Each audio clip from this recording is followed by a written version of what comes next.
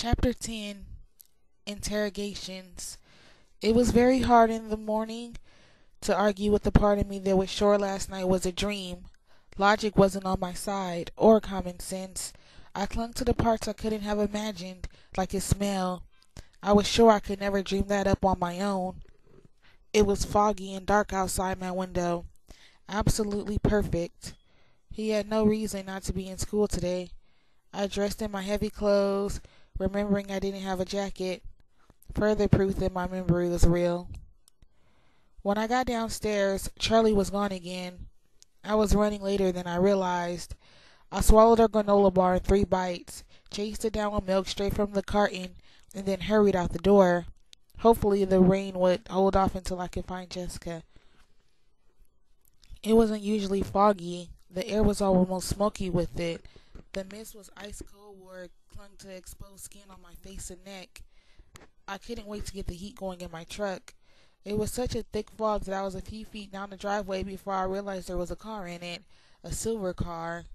My heart thudded, stuttered, and then picked up again in double time.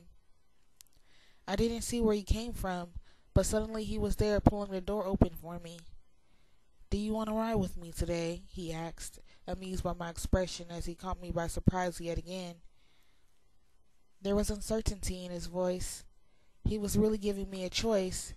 I was free to refuse, and part of him hoped for that. It was a vain hope. "Yes, thank you," I said, trying to keep my voice calm. As I stepped into the warm car, I noticed his tan jacket was slung over the headrest of the passenger seat. The door closed behind me, and sooner than should be possible, he was sitting next to me, starting the car. "I brought the jacket for you. I didn't want you to get sick or something." His voice was guarded. I noticed that he wore no jacket himself, just a light gray knit V-neck shirt with long sleeves. Again, the fabric clung to his perfectly muscled chest. It was a colossal tribute to his face that had kept my eyes away from his body. "I'm not quite that delicate," I said, but I pulled the jacket onto my lap, pushing my arms through the 2 long sleeves, curious to see if the scent could possibly be as good as I remembered. It was better. "Aren't you?" he contradicted in a voice so low I wasn't sure if he meant for me to hear. We drove through the fog-shrouded streets, always too fast, feeling awkward. I was, at least. Last night all the walls were down, almost all. I didn't know if we were still being as candid today. It left me tongue-tied. I waited for him to speak. He turned to smirk at me. "What, no 20 questions today?" "Do my questions bother you?" I asked, relieved. "Not as much as your reactions do." He looked like he was joking, but I couldn't be sure. I frowned. "Do I react badly?" "No, that's the problem. You take everything so coolly. It's unnatural. It makes me wonder what you're really thinking." "I always tell you what I'm really thinking." "You edit," he accused. "Not very much. Enough to drive me insane." "You don't want to hear it," I mumbled, almost whispered. Soon as the words were out, I regretted them. The pain in my voice was very faint. I could only hope he hadn't noticed it. He didn't respond, and I wondered if I had ruined the mood. His face was unreadable as we drove into the school parking lot. Something occurred to me belatedly. "Where's the rest of your family?" I asked, more than glad to be alone with him, but remembering that his car was usually full. "They took Rosalie's car." He shrugged as he parked next to a glossy red convertible with the top up.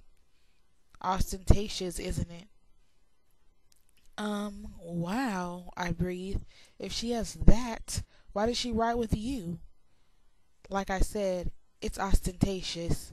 We try to blend in. You don't succeed," I laughed, and shook my head as we got out of the car. I wasn't late anymore. His lunatic driving had gotten me to school in plenty of time. "So why did Rosalie drive today if it's more conspicuous?" "Hadn't you noticed? I'm breaking all the rules now." He met me at the front of the car, staying very close to my side as we walked onto campus. I wanted to close that little distance to reach out and touch him, but I was afraid he wouldn't like me to. "Why do you have cars like that at all?" I wondered aloud. "If you're looking for privacy." An indulgence, he admitted with an impish smile. We all like to drive fast. Figures, I muttered under my breath.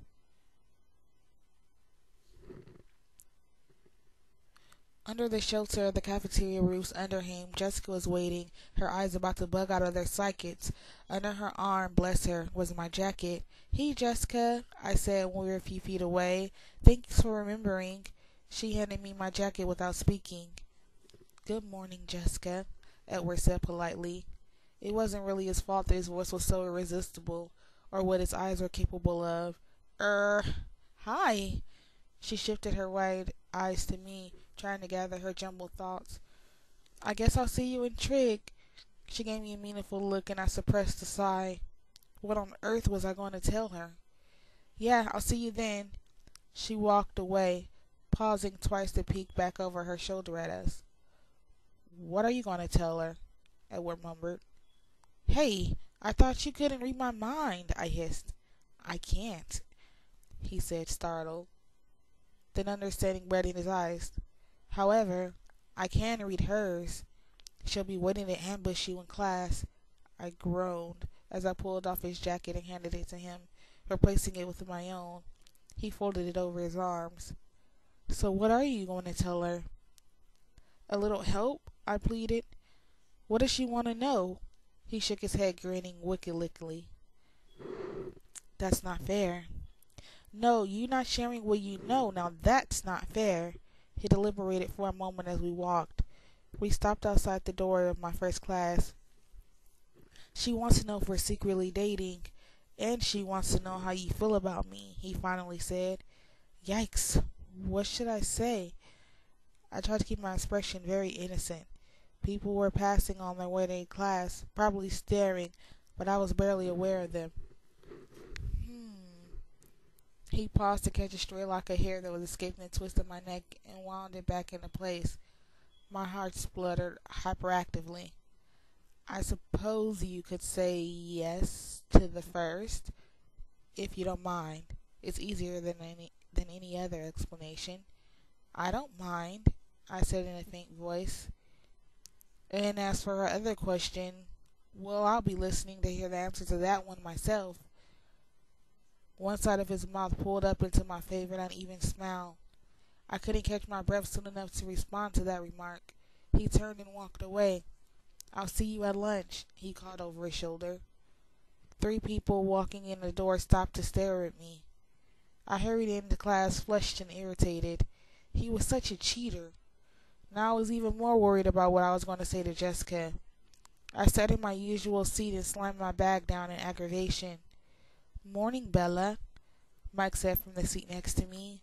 I looked up to see an odd, almost resigned look on his face. "How was Port Angeles?" There was no honest way to sum it up. "Great," I finished lamely. "Jessica got a really cute dress." "Did she say anything about Monday night?" he asked, his eyes brightening, a smile that turned the conversation had taken. "She said she had a really good time," I assured him. "She did?" he said eagerly. "Most definitely." Mr. Mason called the class to order then, asking us to turn in our papers.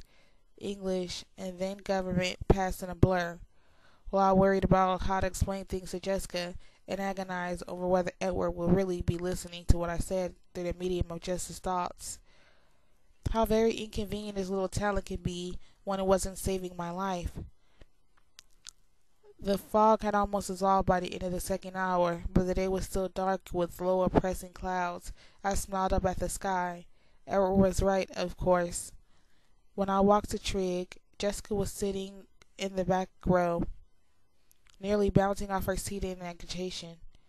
I reluctantly went to sit by her, trying to convince myself that it would be better to get it over with as soon as possible. "Tell me everything,"